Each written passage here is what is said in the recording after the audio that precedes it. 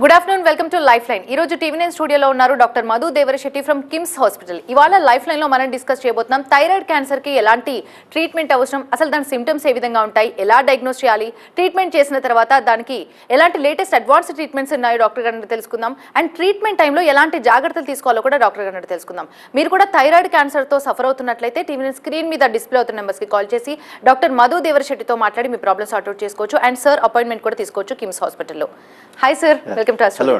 Yes doctor గారు, cancer గురించి చాలా రకాలుగా వింటున్నాం. చాలా రకాల క్యాన్సర్లో ముఖ్యంగా మాట్లాడుకుంటే థైరాయిడ్ క్యాన్సర్ గురించి మాట్లాడుకుంటే దీని సిమ్టమ్స్ ఏ విధంగా ఉంటాయి? ఇది జెనెటికల్ ప్రాబ్లం అనుకోవచ్చా? థైరాయిడ్ క్యాన్సర్స్ జెనెటిక్ ఇన్హెరిటెన్స్ ఉన్న సెక్షన్ ఆఫ్ పేషెంట్స్ చాలా తక్కువ మంది ఉంటారు.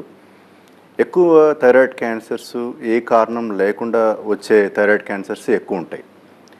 ఈ థైరాయిడ్ క్యాన్సర్స్ ఇన్సిడెన్స్, థైరాయిడ్కి సంబంధించిన క్యాన్సర్స్ ఇన్సిడెన్స్ చాలా ఎక్కువగా పెరిగింది సొసైటీలో.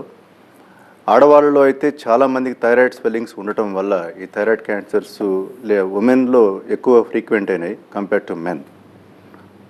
సో థైరాయిడ్ క్యాన్సర్స్కి ఈ ఇన్సిడెంట్స్ పెరగడానికి స్పెసిఫిక్గా ఏ కారణము లేదు. బట్ కొంతమంది పేషెంట్స్లో మాత్రం జెనెటిక్ ఇన్హెరిటెన్స్ ఫ్యామిలీస్లో రన్ అవుతుంది. సో అది టైప్ ఆఫ్ థైరాయిడ్ క్యాన్సర్ని బట్టి ఉంటుందన్నమాట.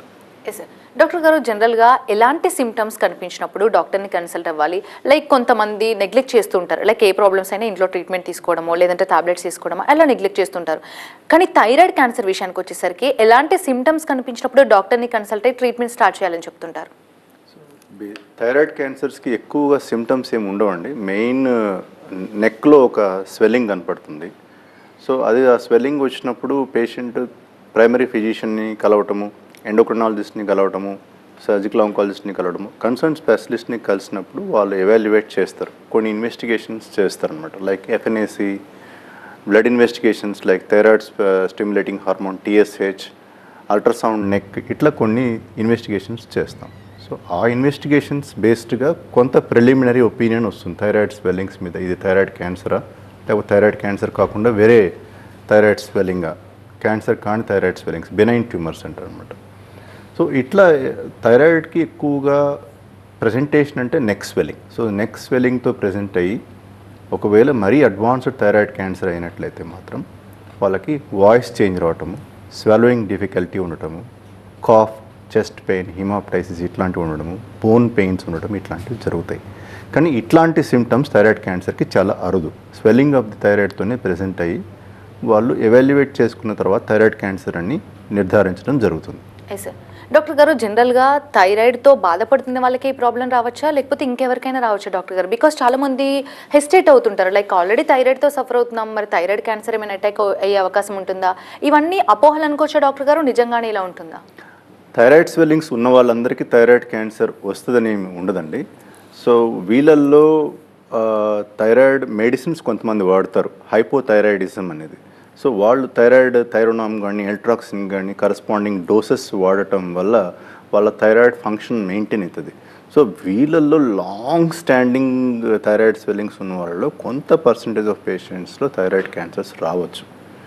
సో ఎవరైనా పేషెంట్ దేవుడా నాకు ఒక మంచి థైరాయిడ్ క్యాన్సర్ ఇవ్వు అని చెప్తే థైరాయిడ్ క్యాన్సర్ ప్రసాదిస్తాడు అనమాట దేవుడు. అంత మంచి ఫ్యూచర్ ఉంటుంది after thyroid cancer. So these పేషెంట్స్ని కంప్లీట్గా నయమైపోయి ట్రీట్మెంట్ తీసుకున్న తర్వాత వాళ్ళు ఎక్కువ కాలం మన దగ్గర చెకప్స్కి వచ్చే అవకాశం ఉంటుంది. ఎస్, కాలర్ లైన్లో ఉన్నారు సార్, కాల్ తీసుకుందాం. సూర్యాపేట నుంచి నాగమణి గారు, ప్రాబ్లం ఏంటో చెప్పండి డాక్టర్ గారికి. నమస్తే మేడం. నమస్తే అమ్మా నాగమణి గారు, చెప్పండి. నమస్తే సార్. నమస్తే అమ్మా. సార్ నాకు ఒక 5 years నుంచి థైరాయిడ్ ఉంది సార్. 5 years నుంచా? ఓకే అమ్మా. 25% టాబ్లెట్ వాడుతున్నాను సార్. దానివల్ల ఏమన్నా ప్రాబ్లం అవుతుంది సార్? కొంచెం టెన్షన్ పెట్టా కానీ కొంచెం గట్టిగా మాట్లాడినా నా వాయిస్ అనేది తెల్లారికి రాదు సార్. అదే ప్రాబ్లం, కాన్సెప్ట్ గుంజుకపోతాయి. దానివల్ల ఏమైనా ఇబ్బంది అవుతుందా?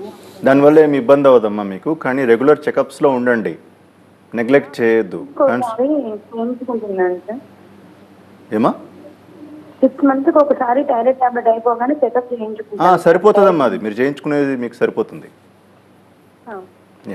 సార్ జనరల్గా ఇలా డౌట్స్ ఉన్నప్పుడు ఎలాంటి సిమ్టమ్స్ కనిపించినప్పుడు డాక్టర్ని మీట్ అవ్వాలో అర్థం కానప్పుడు నిజానికి అసలు ఎప్పుడు డాక్టర్ని కన్సల్ట్ అవ్వాలి, ఎలా డయాగ్నోస్ చేయాలి, థైరాయిడ్ క్యాన్సర్ అనేది ఎలా గుర్తించాలంటారు? థైరాయిడ్ క్యాన్సర్ పేషెంట్ గుర్తించలేడండి, దాన్ని ఒక స్వెల్లింగ్ లాగా ఉంటుంది అంతే. సో దాన్ని మనం ఎవాల్యుయేట్ చేసినప్పుడు థైరాయిడ్ క్యాన్సర్గా డిటెక్ట్ అయ్యే ఛాన్స్ కూడా 50%. సో స్వెల్లింగ్ ఉంటుంది కానీ పెయిన్ ఉంటుందా డాక్టర్ గారు? ఎట్ ది సేమ్ పెయిన్ ఉండదు. వీళ్ళకి మెయిన్గా స్వాలోయింగ్ డిఫికల్టీ, వాయిస్ చేంజ్ లేదా ప్రెషర్ సిమ్టమ్స్ అంటారనమాట. సో వాళ్ళ ఎయిర్వే ట్రాకియా కూడా ఒక పక్కకి జరిగిపోయి ఉండే ఛాన్స్ ఉంటుంది. సో ఇలా ఉంటుంది. సో ఈ నీడిల్ టెస్ట్తో ఎఫ్ఎన్ఏసి టెస్ట్లు ఇవన్నీ చేయటం వల్ల 100% డయాగ్నోస్ వస్తుందని గ్యారంటీ కూడా ఉండదు అనమాట. సో ఆపరేషన్ అప్పుడు డయాగ్నోస్ అయ్యే పేషెంట్స్ కూడా చాలామంది ఉంటారు. సో వీళ్ళకి ట్రీట్మెంట్ చేసిన తర్వాత కంప్లీట్గా నయమైపోయి వేరే ట్రీట్మెంట్స్ కూడా ఎక్కువగా సైడ్ ఎఫెక్ట్స్ లేని ట్రీట్మెంట్స్ ఉన్నందువల్ల చాలా అవలీలగా థైరాయిడ్ క్యాన్సర్ ట్రీట్మెంట్ తీసుకునే ఛాన్స్ ఉంటుంది. డాక్టర్ గారు, దీనికి ట్రీట్మెంట్ ఏ స్టేజ్లో ఉన్న వాళ్ళకి సర్జరీ సజెస్ట్ చేస్తారు, అండ్ ఏ స్టేజ్లో ఉన్న వాళ్ళకి రోబోటిక్ సర్జరీ సజెస్ట్ చేస్తారు, ఏ స్టేజ్లో ఉన్న వాళ్ళకి మామూలుగా మెడిసిన్తో తగ్గిపోతుందని చెప్తుంటారు? సో థైరాయిడ్ క్యాన్సర్ ట్రీట్మెంట్కి మెడికల్ ట్రీట్మెంట్ లేదండి.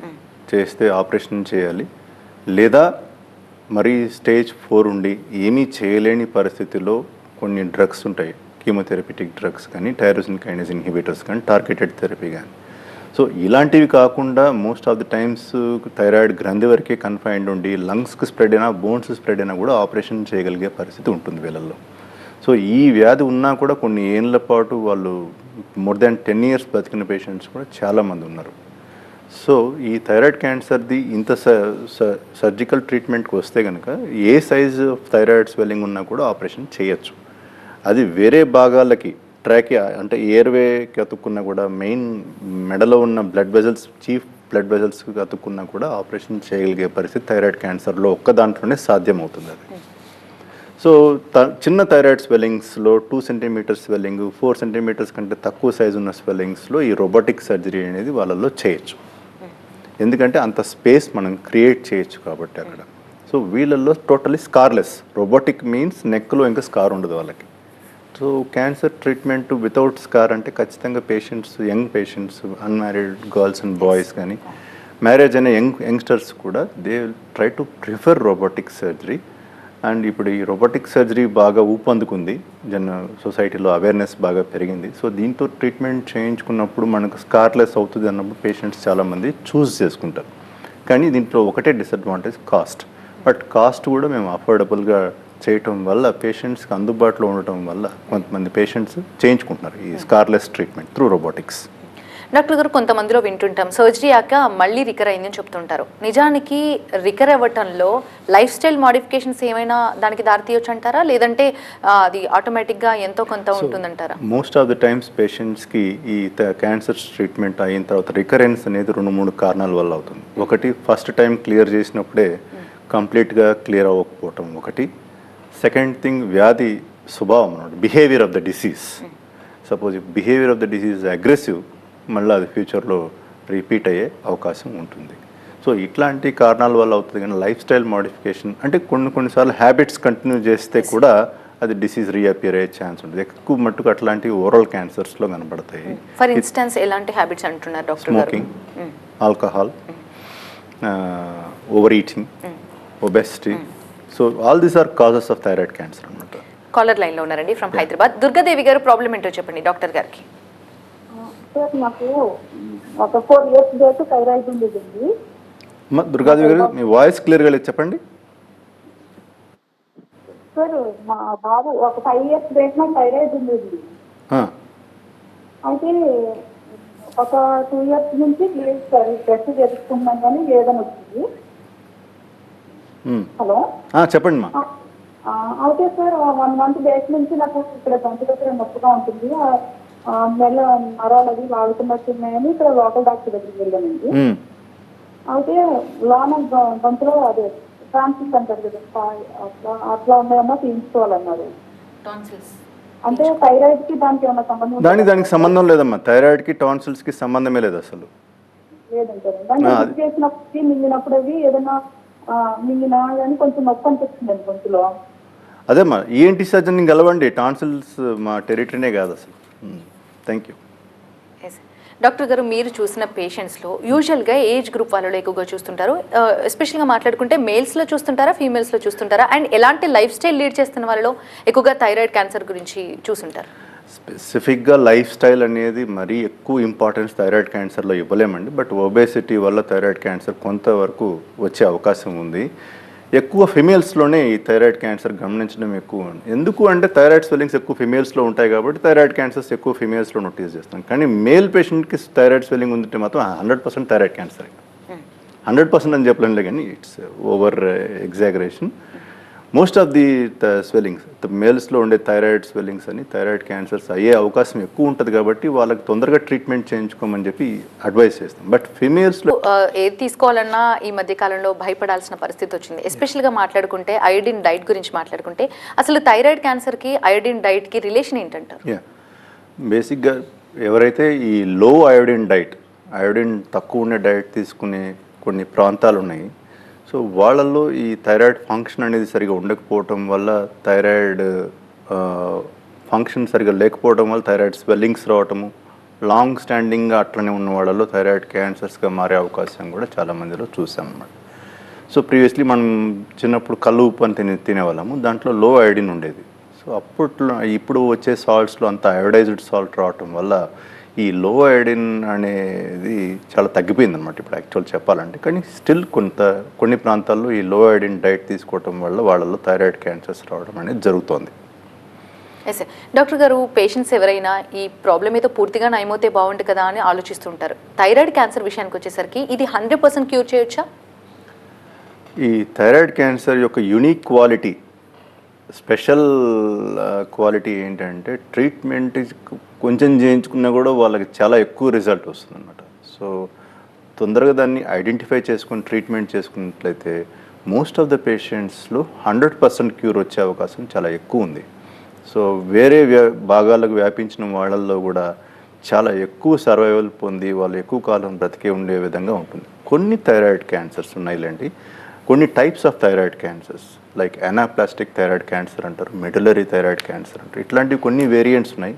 మామూలుగా కొన్ని మనం రెగ్యులర్గా వచ్చే థైరాయిడ్ క్యాన్సర్స్లో కూడా కొన్ని వేరియంట్స్ ఉన్నాయి. ఇట్లాంటి వాటిల్లో కొంతమందిలో తప్ప most of the thyroid cancer పేషెంట్స్లో ట్రీట్మెంట్ చేసినట్లయితే వాళ్ళు ఎక్కువ కాలం బతికి, వాళ్ళు చిన్నప్పుడు చేయించుకున్నట్లయితే వాళ్ళ మనవరాళ్ళతో కూడా వాళ్ళు ఫాలోఅప్స్కి వస్తుంటారు. నైస్. డాక్టర్ గారు, జనరల్గా ఏ ప్రాబ్లమ్ అయినా నెగ్లెక్ట్ చేస్తే కాంప్లికేషన్స్ ఉంటాయి. థైరాయిడ్ క్యాన్సర్ విషయానికి వచ్చేసరికి ఒకవేళ దీన్ని నెగ్లెక్ట్ చేస్తే ఎలాంటి కాంప్లికేషన్స్ ఎదురవుతాయి? నెగ్లెక్ట్ చేస్తే ఏమవుతుందంటే చుట్టుపక్కల ఉన్న భాగాలకి అది స్టక్ అవుతుంది, అంటుకుంటుంది.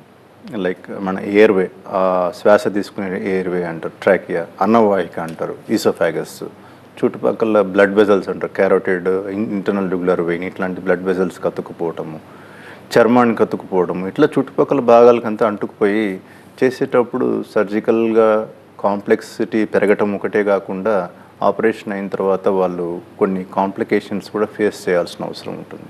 సో దీనికంటే కూడా తొందరగా చేయించుకుని తక్కువ దిశలోనే చేయించుకుంటే ఇట్లాంటి ప్రాబ్లమ్స్ ఏవి లేకుండా సులువుగా ట్రీట్మెంట్ అయిపోయే అవకాశం ఉంటుంది. కాలర్ లైన్లో ఉన్నారండి ఫ్రమ్ పులివెందుల. షబీనా గారు, ప్రాబ్లం ఏంటో చెప్పండి డాక్టర్ గారికి.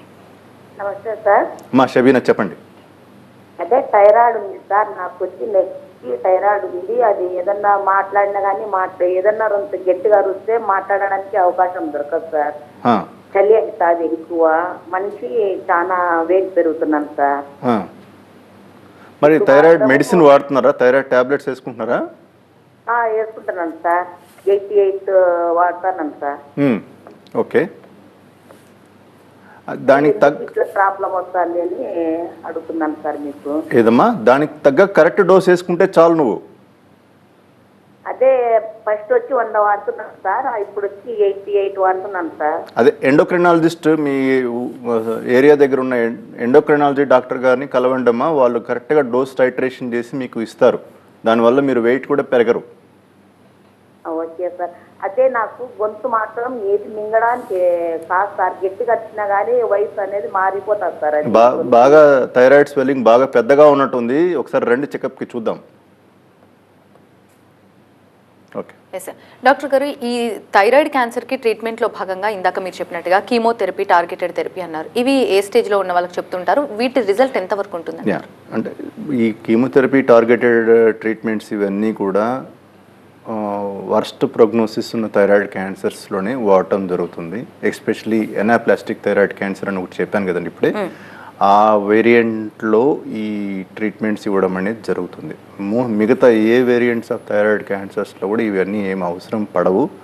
సర్జరీ కాకుండా రేడియో యాక్టివ్ ఐడిన్ ట్రీట్మెంట్ అని ఒకటి ఉంటుంది. అది చేయించుకున్నట్లయితే ట్రీట్మెంట్ కంప్లీట్ అవుతుంది. చెకప్స్కి 20 సంవత్సరాల తర్వాత కూడా వస్తూ ఉండాల్సి వస్తుంది. సో ఈ ఫాలోఅప్కి కరెక్ట్గా రావడం అనేది చాలా ఇంపార్టెంట్. కాలర్ లైన్లో ఉన్నారండి ఫ్రమ్ హైదరాబాద్. రాధిక గారు, ప్రాబ్లం ఏంటో చెప్పండి డాక్టర్ గారికి. హలో, రాధిక గారు చెప్పండి మా. నమస్తే సార్. నమస్తే అమ్మా. సార్, నాకు 9 years నుంచి థైరాయిడ్ ఉంది. నేను హైపోథైరాయిడ్ 125 mg డోస్ తీసుకుంటున్నాను డైలీ. 125. ఓకే అమ్మా. సో కొంచెం బోన్స్ పెయిన్స్, నీరసము, కొంచెం ఎక్కడికైనా వెళ్ళాలన్నా నీరసం అనిపిస్తుంది, బయటికి వెళ్ళాలన్నా స్ట్రెస్, చాలా స్ట్రెస్ ఫీల్ అవుతాను, నీరసం వచ్చేస్తుంది, స్వెట్ బాగా వస్తుంది. అదేమ్మా. బయటికి వెళ్ళాలని సనికి తొందరగా నీరసం అయిపోతుంది అన్నట్టు. అవును. అసలు ఎందుకు అట్లా అవుతుంది? అంటే ఇప్పుడు ఒకటి మీరు చెప్పిన దాన్ని బట్టి చూస్తే డోస్ కూడా కొంచెం ఎక్కువైనట్లుగా అనిపిస్తుందమ్మా మీకు. 125 మైక్రోగ్రామ్స్ అంటే ఒకసారి బెటర్ వచ్చి చెక్ చేయించుకొని కరెక్ట్ డోస్ ప్రిస్క్రైబ్ చేయించుకుంటే మీకు ఇట్లాంటి ప్రాబ్లమ్స్ ఉండవు.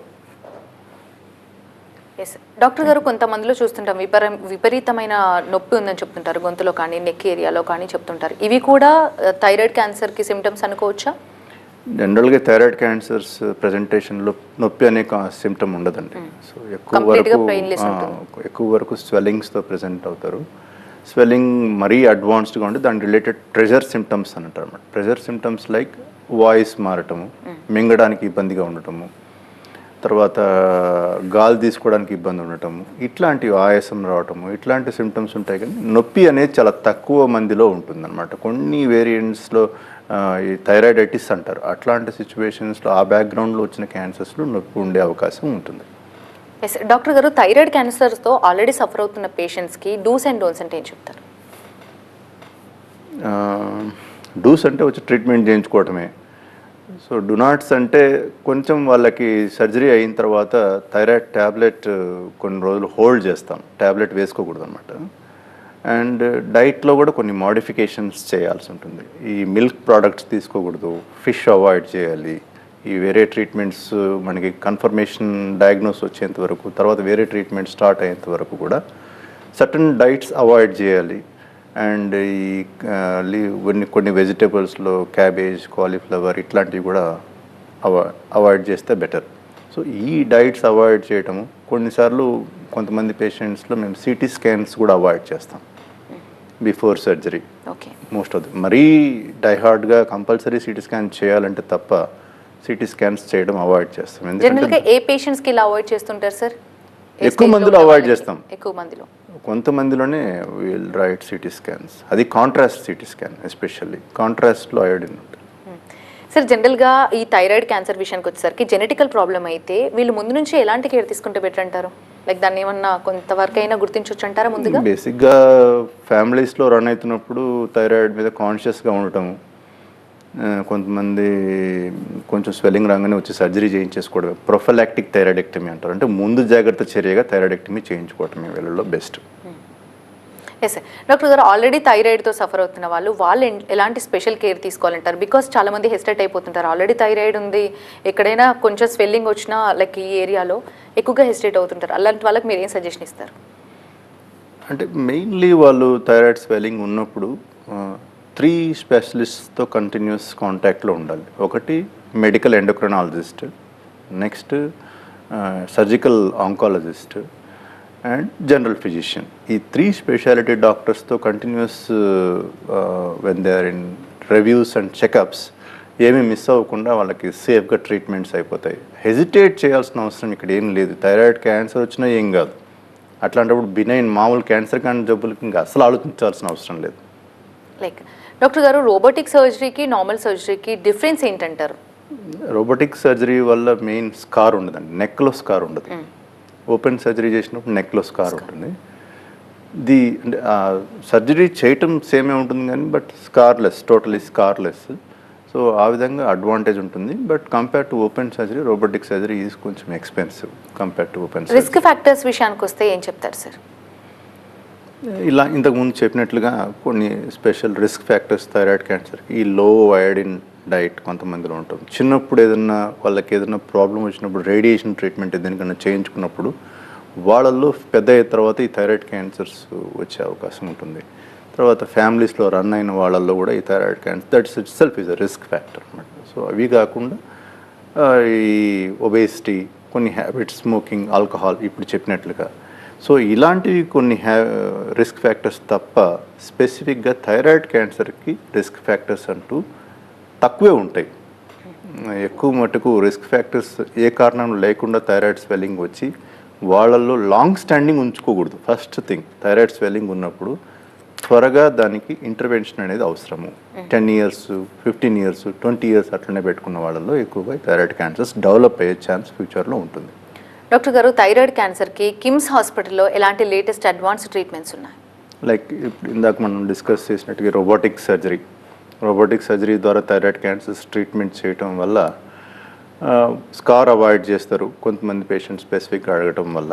తర్వాత ఇది కాకుండా high and radio active iodine treatments available ఉండటము, ఈ కొన్ని రేడియేషన్ ట్రీట్మెంట్స్లో కూడా అడ్వాన్స్డ్ రేడియేషన్ టెక్నాలజీ ఉండడము, ఇట్లాంటి ట్రీట్మెంట్స్ ఉండటం వల్ల థైరాయిడ్ క్యాన్సర్ ట్రీట్మెంట్ అనేది మెరుగ్గా చేయడం అనేది జరుగుతుంది.